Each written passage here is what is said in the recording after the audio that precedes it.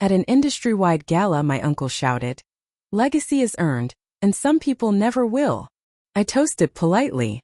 30 years later, I orchestrated their erasure so completely that even genealogy databases list their family as defunct. Meanwhile, every major cultural institution carries awards, wings, and libraries named after me, and textbooks cite their downfall as a historic lesson in underestimating perseverance.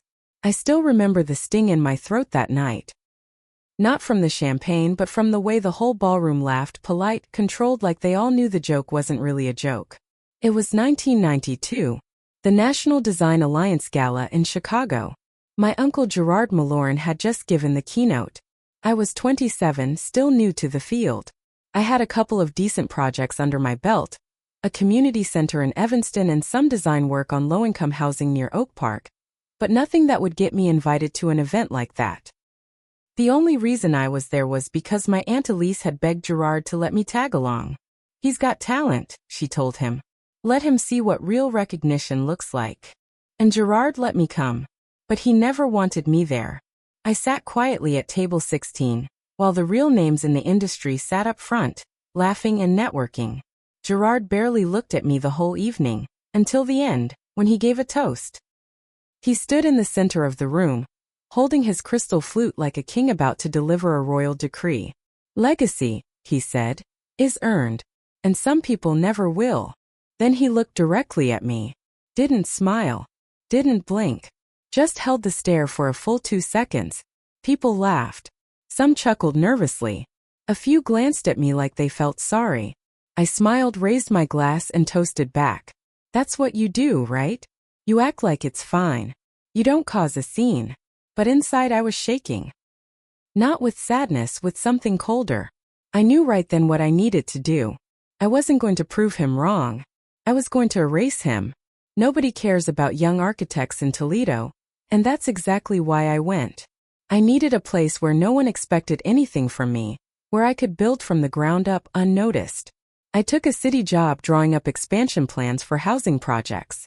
It was the kind of work Gerard looked down on, low tier. He once said about public housing, "No future in it."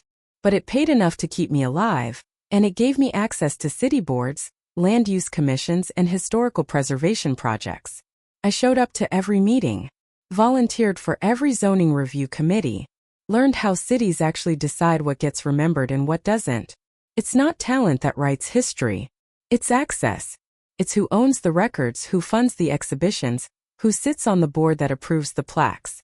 So I stopped thinking like an architect. I started thinking like an archivist. It looked like a small nonprofit on paper. We helped low-income neighborhoods develop sustainable housing and got students into trade schools or architecture programs. But Future Foundations was really a long game. I picked the cities carefully, mid-sized cities with weak preservation laws and underfunded local archives.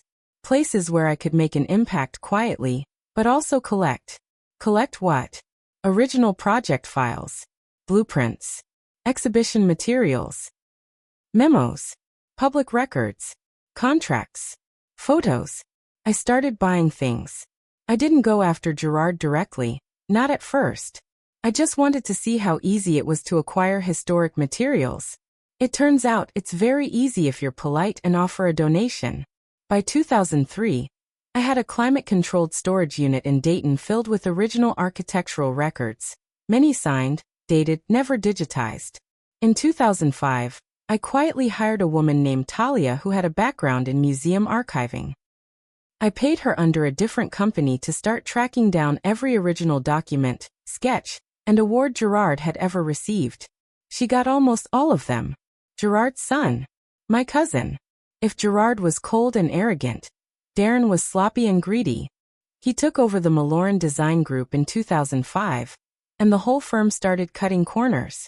Labor violations, material skimming, forged inspection documents. I didn't even need to look hard. People who worked with him were eager to talk. Pissed off, underpaid, and tired of his fake charm, I gathered enough evidence over 2 years to bury the firm.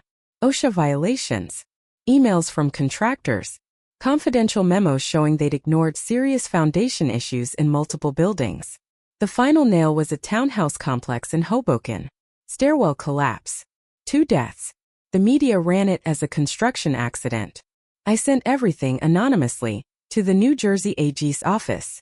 The investigation took over a year, but it stuck. Darren pled out to avoid jail. The firm went under. Gerard tried to save face with a press statement. But the Malloran name was finished in the industry. I didn't stop. But not with revenge. That's not how you rewrite legacy.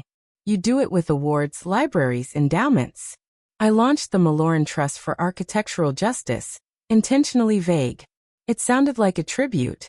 People assumed I was honoring Gerard's name. Nobody looked into who I really was. I used it to buy naming rights on buildings, galleries, research grants. One by one I attached Malloran to other people's legacies, Black architects erased from the 20th century. Women who'd never gotten their due, Indigenous builders whose work had been ignored. I wasn't faking it. These people deserved recognition. I just made sure the Malloran name was redefined in the process. Over time, my version of Malloran replaced Gerard's in most institutional memory. His name was still in some books, but only with footnotes, disclaimers, context. Controversial. Legacy disputed. Later connected to construction scandal. I made sure the textbook publishers got my foundation's research packets. They corrected the record. Gerard loved ancestry. He traced the Malloran name back to colonial Philadelphia, built a massive online archive, even funded a family museum exhibit in a tiny Pennsylvania town where our great-grandfather had once worked as a church builder. I deleted it, piece by piece, using privacy laws, copyright claims, and legal filings through shell organizations. I had the Malloran genealogy entries flagged, removed, or altered. I submitted dozens of alternate trees with conflicting claims. Distant relatives, different dates, forged census documents. Eventually, ancestry platforms marked the entire Malloran line as defunct/disputed. Even his own Wikipedia page was edited down to a single sentence. Gerard Malloran, born in 1937, was a mid-century American architect. His legacy has been subject to controversy. No photo. No references. Just a note about missing citations. I never contacted him. Never wrote him a letter. He knew. He had to know. The last I heard, he was living alone in Arizona, no firm, no students, no invitations to speak. The man who once said I'd never earn legacy died watching his own vanish. I thought it was over. By 2023, Gerard's name had been scrubbed from almost every institutional record that mattered. His old awards were either reassigned, archived without attribution, or labeled historical context pending. The university where he once lectured had removed his honorary doctorate from their digital records. Even the small-town library he once donated money to had renamed its reading room after a local poet. People didn't talk about him anymore. They talked about me, et al., the preservation guy, the founder of future foundations, the quiet force behind a generation of city restorations and cultural memory projects. I had reshaped the legacy landscape. But then something happened I didn't expect. Someone tried to dig him back up. It started with an email. I got a message through the contact form on the Future Foundation's site. It was from a grad student named Ruby Hartman at NYU. Her subject line was, "Trying to find records on Gerard Malloran, can we talk?" I ignored it. A week later she emailed again. Then she called. I never gave her my number. She must have gotten it from one of the organizations I funded. I finally picked up, mostly to shut her down. She said, "Hi Mr. L. I've been researching erased architects of the 20th century. Your name comes up a lot, which is why I wanted to ask about Gerard Malloran." I froze. She wasn't being hostile. She sounded excited, like a real academic who thought she'd uncovered some huge oversight. She even said the words, "I think he may have been unjustly forgotten." I asked her, why him? She told me she'd found fragments, newspaper articles, museum flyers, old building permits, that didn't match the current public record. She said, "It's like someone went in and hollowed out his history." She wasn't wrong. I told her I didn't know anything, that I was too young to have worked with him, and that she should probably move on. She didn't. 3 months later, Ruby published a piece on Medium titled, "When Legacy is Erased, The Curious Case of Gerard Malorin."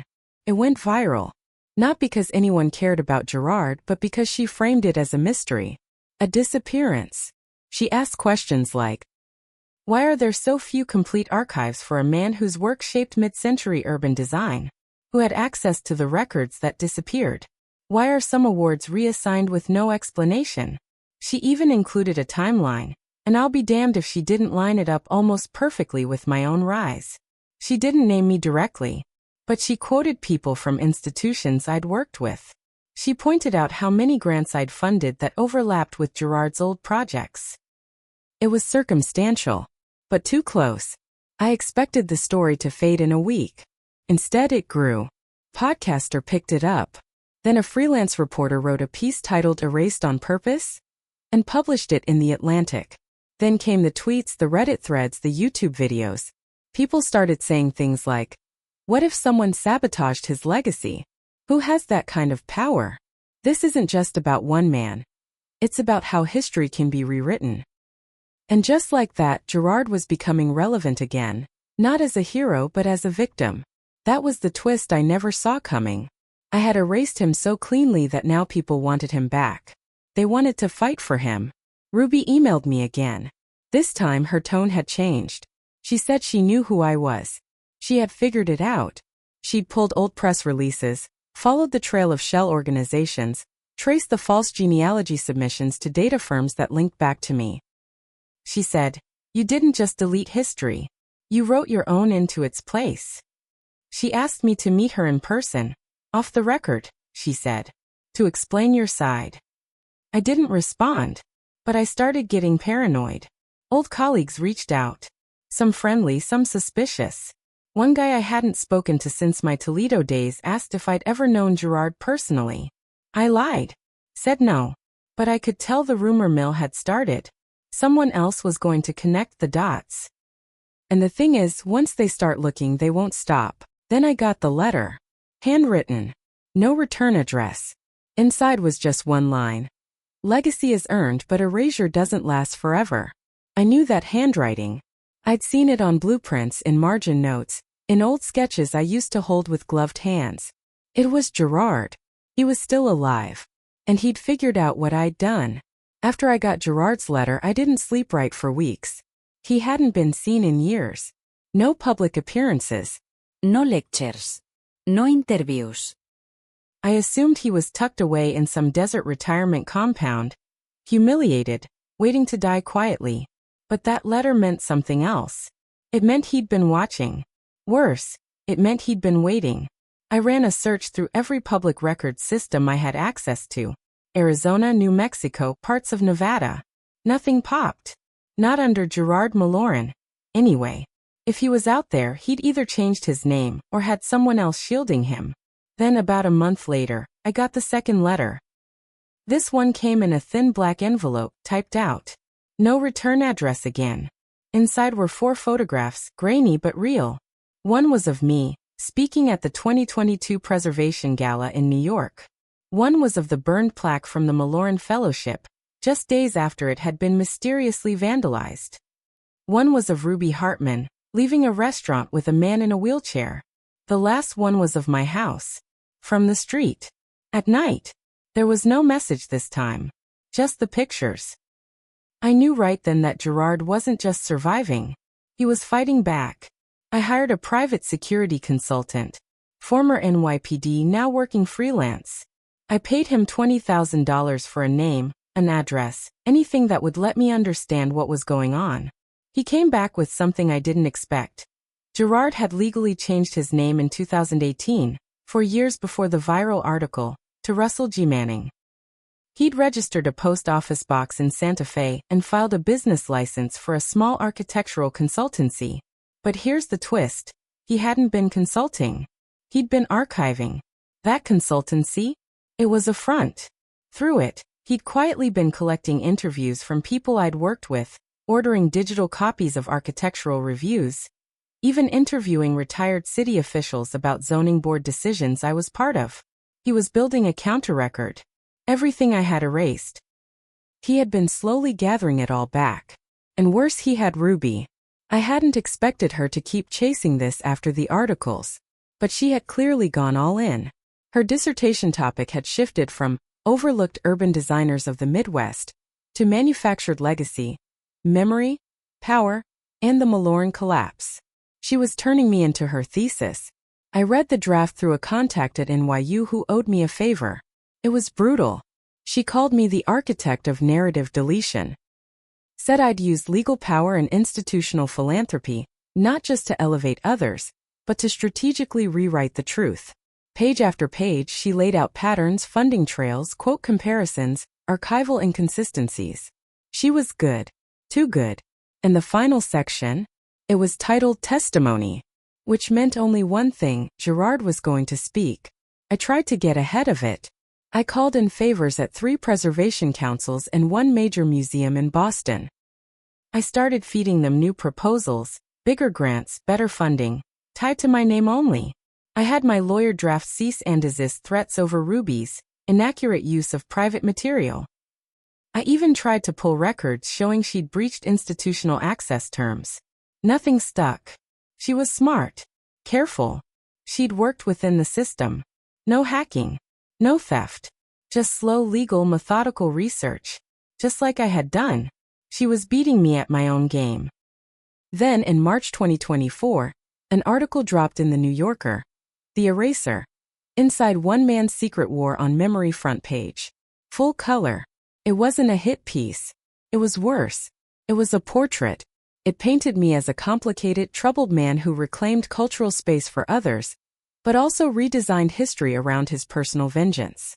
It quoted Gerard. They didn't reveal where he lived, but they let him speak. I watched him become everything he hated in me, he said. I insulted him once, yes, but I never tried to unwrite him from existence. He did that to me, and now he's doing it to himself. That line hit harder than the original toast ever did. I lost 3 funding contracts that month. 2 cities paused their naming agreements. A major university cut off its annual partnership grant.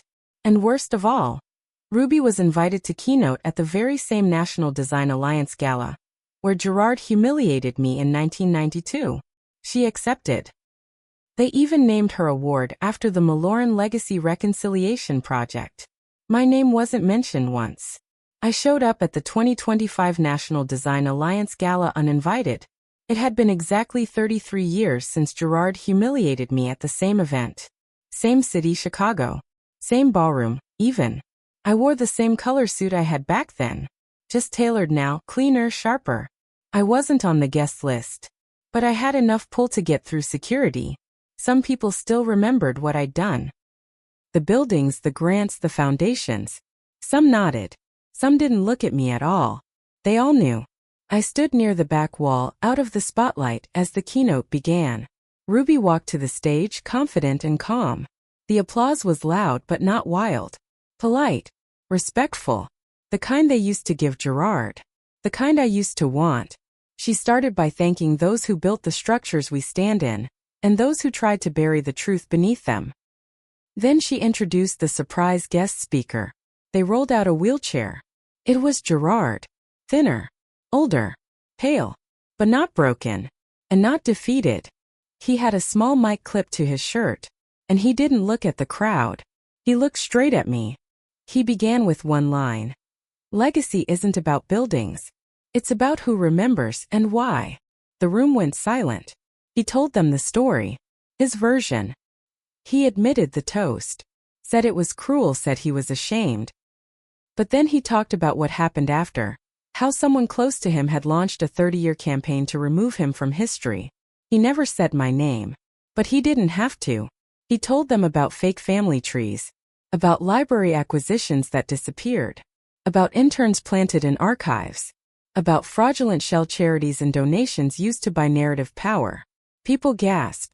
Not at the story, at the fact that he was alive and still sharp enough to tell it.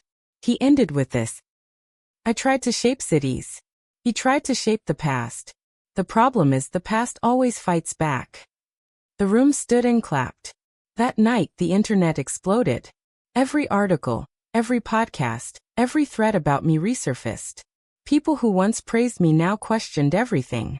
Articles that used to say visionary now said manipulator. Students who got my scholarships tweeted about how they felt used. Then came the real blow. Ruby published the entire testimony. All the documents. The timelines. The photos. Even scans of the letters Gerard had written me. Proof that I knew he was still alive. 1 week later, 3 National Archives cut ties with my foundation. Then the IRS started looking into donation routing. Then an old intern, one I thought had disappeared years ago, came forward with emails, screenshots, instructions I had written for altering record indexes at a Midwestern museum database. I was finished. 2 months later, I stepped down from every board I served on. 6 different institutions renamed buildings that carried my name. Some tore the plaques down in public. One livestreamed it with the hashtag #UnwrittenEd. I tried to control the damage, but it was too late. Even my nonprofit Future Foundations was renamed by its board without me. They sent me a letter saying I no longer represented their mission. Then came the lawsuits.